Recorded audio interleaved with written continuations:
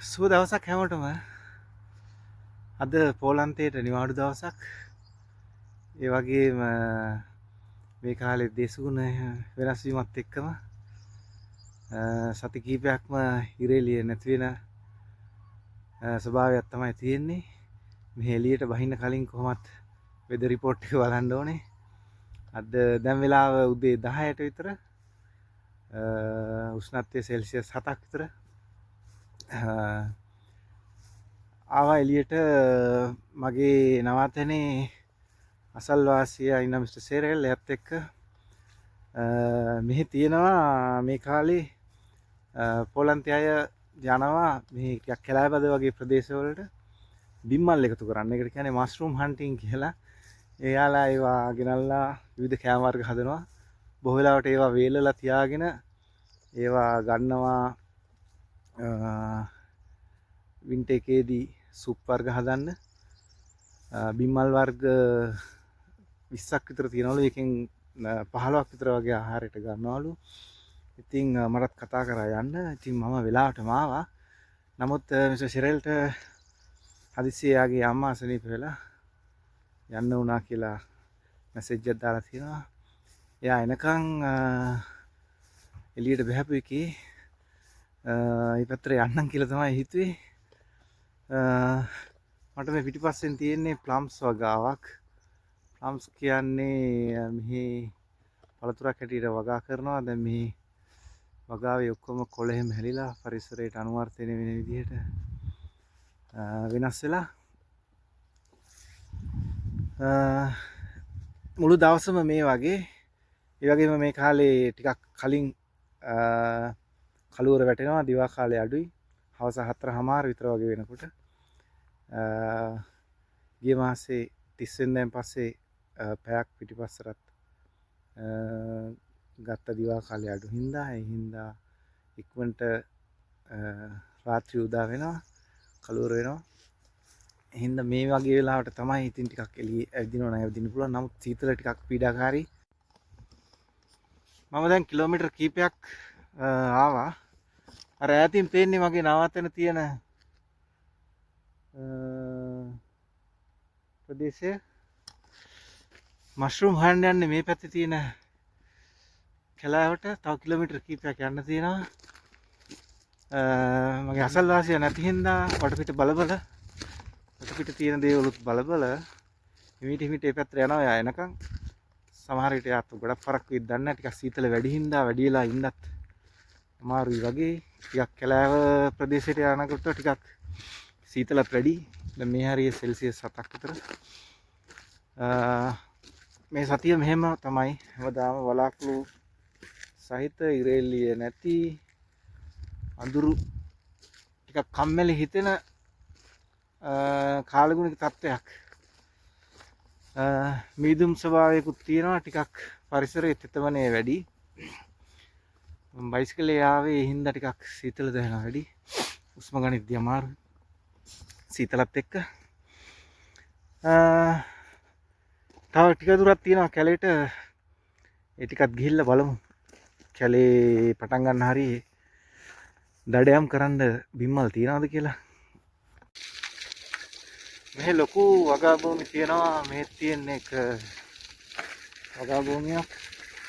මොනවද හිතවල තියෙන්නේ කියලා මම දන්නේ නැහැ. බොහෝ වෙලාවට කැනෝලා වෙන්න පුළුවන්. නමුත් නැහැ. මේ කාලේ ඇත්තටම මේ වගා භූමි සකස් කරන එක තමයි කරන්නේ. පොහොර දාලා පස්සේ සකස් කරනවා. ඊට පස්සේ හිමපතනයට ලං වෙලා සමහර බීජ වර්ග පොළොවට යට කරලා තියෙනවලු. හිම දියවීමත් එක්කම ආයෙත් සමයකේදී මේ පැලවෙන විදිහට මේ නම් වගා මොකක්ද යොදලා වගේ තියෙන්නේ. කරටාවකට තියෙනවා.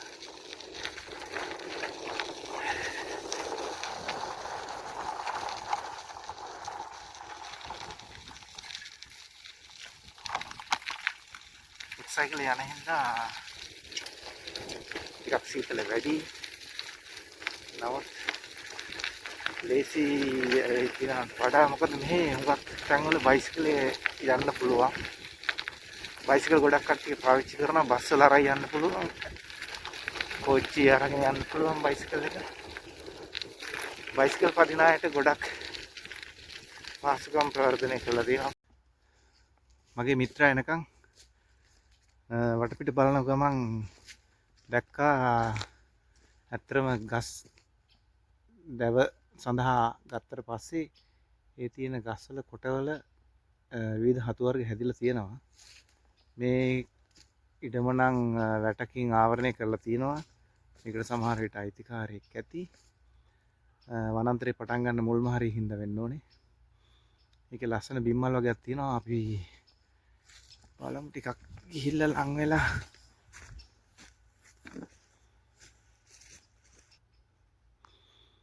මේ බිම්මල් වෙන්න ඕනේ ආහාර වලට ගන්නේ තැන් තැන් වල තියෙන කොටවල ගස් කොටවල ඉතුරු වෙච්ච ඒවා හැදිලා තියෙනවා පේනවා.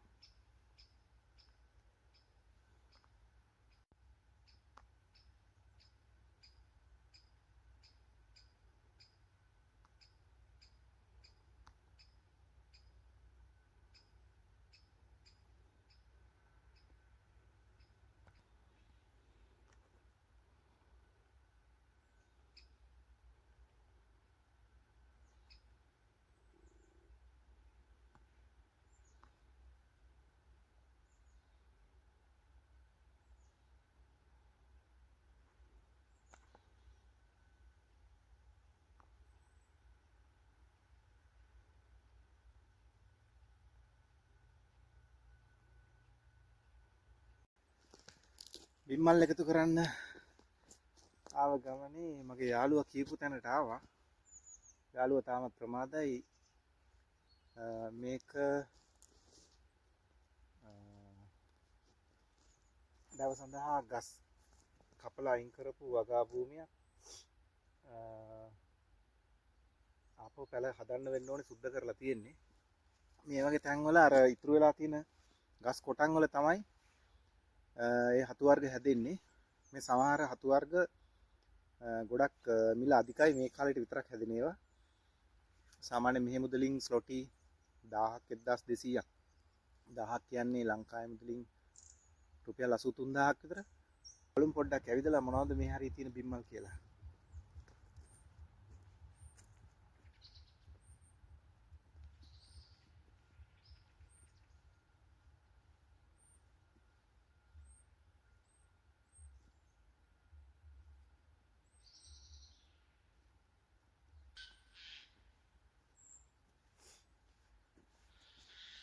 මට යාළුවා එවපු වර්ගයේ බිම්මල් නම් ටිකක් අඩුයි. මම හිතන්නේ කවුරු හරි කීප දෙනෙක් ඇවිල්ලා තියෙනවා අඩිපාරලු තියෙනවා. කලින් ඇවිල්ලා කඩන්න යන්න ඇති උදේ. මේ වගේ තැන් වලට ගොඩක් කට්ටිය එනවා. මේක විනෝදාංශයක් හැටියට තමයි මෙහි කට්ටිය ගොඩක් කරන්නේ. ලංකාවෙත් වගා නොකර ස්වභාවික හැදෙන බිම්මල් වර්ග ගොඩක් තියෙනවානේ. පිදුරු බිම්මල්, කුකුල් බඩවැල්, මොට්ටු බිම්මල්, පොට්ටු බිම්මල් නේද? විවිධ වර්ගවල රසවත් ඒවා. ඒ වගේ මටත් එකක් හම්බුණා. මේව නම් ආහාරයට ගන්නවලු. මම ෆොටෝ එකකුත් ගහලා සර්ච් කරලා බැලුවා. මොකද බිම්මල් කන එක ටිකක් පරිස්සමෙන් කරන්න ඕනේ. දැන් මගේ මිත්‍රයා ආපුවාම පෙන්නලා අහන්න ඕනේ ඒක ආහාරයට ගන්න වර්ගයක්ද කියලා.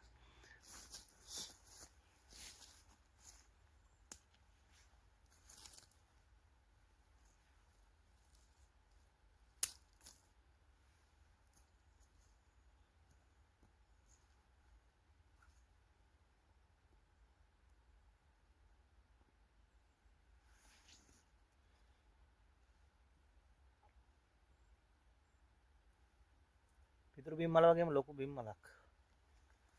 ටිකක් ලොකුයි. මසල් එකක් තියෙනවා.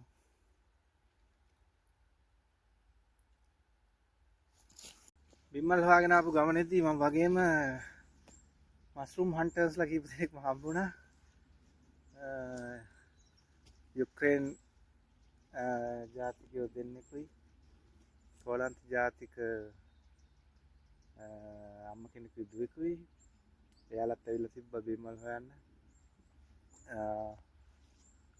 එයාලා නම් ගොඩක් කලින් ඇවිල්ලා වෙන්න ලොකු බිම්මල් මල්ලක් එකතු කරගෙන තිබ්බා. මටත් කිලෝ 2ක විතර බිම්මල් දැන් එකතු වෙලා තියෙනවා.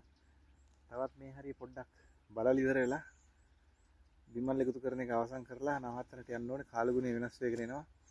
තව විනාඩි 40කින් විතර වගේ වැස්සක් වැටෙනවා. මොකද ටක් ගාලා කාලගුණය වෙනස් වෙද්දි මෙහි පණිවිඩ ඒකෙන් දැනුවත් කරනවා මේ වැස්සක් ළඟයි කියලා. ලොකු වෙහි නෑ ඇත්තටම සාමාන්‍යයෙන් වෙහි. නමුත් මේ වැස්සට තෙමුනහම එන හුළඟත් එක්ක ගොඩක් සීතල වැඩි. ඒ හින්දා මේ ඒක ටිකක් දරා ගන්න අමාරුයි. අපි බලමු මේ හරිය තව පොඩ්ඩක් ඇවිදලා මොනවද තියෙන්නේ කියලා.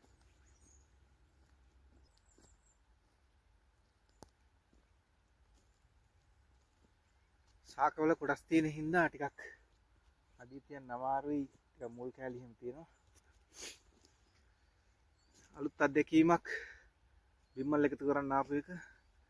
මගේ යාළුවා තාම පරක්කුයි වෙහි පොද වැටෙනවා. ඒ හින්දා එයා එනකන් හිටියොත් එහෙම වැස්සට තෙමෙන්න වෙන හින්දා ආපහු යන්න තීරණය කරා. ටිකක් සීතලත් වැඩි වෙගෙන එනවා. බිම්මල් ටිකක් එකතු කරගත්තා. බලමු නවාතනට අරන් ගිහිල්ලා යාළුවා ආවට පස්සේ යාට පෙන්නලා ඒවා හොඳයි නම් විනෝදෙට කියලා බිම්මල් එකතු කරන්න ඇවිල්ලා වැස්සට අහු වුණා. හිතුවට වැඩිය වැස්ස පොඩ්ඩක් තදයි. ඒ හින්දා වනාන්තරේ පටන් ගන්න හරි තියෙනවා පොඩි හට් එකක්. එතන පොඩ්ඩක් ඉඳගෙන ටිකක් වෙලා ඉඳලා යන්නම් කියලා තමයි හිතුවේ. ගොඩක් දුර යන්න හම්බුනේ නැහැ. මොකද නඩේ ගුරාට එන්න හම්බුනේ නැති හින්දා ගමේ සංවිධායකයා විසින් ඒ හින්දා මට තනියම ඇවිදින්න වුණා. නමුත් හොඳ අත්දැකීමක්. හිතුවට වැඩිය ගොඩක් බිම්මල් වර්ග හම්බුණා. දැකපු ඒවා සමහර දේවල් අපි උවමනාවෙන් බලපුවාමනේ පේන්නේ. ලස්සන දේවල් ගොඩක් තියෙනවා. නමුත් උවමනාවෙන් බැලුවොත් තමයි පේන්නේ පොඩි පොඩි ගොඩක් දේවල් අපිට අතහැරෙනවා. වටපිටාව නිරීක්ෂණය කරන්නේ නැති හින්දා. කිව්ව විදිහට බිම්මල් වර්ග නම් ගොඩක් හම්බුණා. නමුත් මං හිතන්නේ මං එකතු කරගත්ත ඒ වගේ ගොඩක් ජාත් ඒවා කැමරට සුදුසු නැතුව ඇති කියලා. යාළුවාට පෙන්නලා තීරණය කරන්න ඕනේ ඒවා ආහාරයට ගන්නවද නැද්ද කියලා. වැස්සත් එක සීතල ටිකක් වැඩි වුණා. ඒ හින්දා වැස්සේ ලොකු වැස්සකුත් නෙවෙයි. යන්නත් පුළුවන්. නමුත් මේකට තෙමිලා හුළඟ වැදුනහම ටිකක් සීතල වැඩි. ඒ හින්දා හිතුවා අද නිවාඩු තියෙන හින්දා මෙතන හට් එකට වෙලා පොඩ්ඩක් වැස්සක් පොඩ්ඩක් කොහොමද වැටෙන්නේ කියලා පොඩ්ඩක් බලාගෙන ඉන්න. ටිකක් නිදහසේ ලස්සන තැන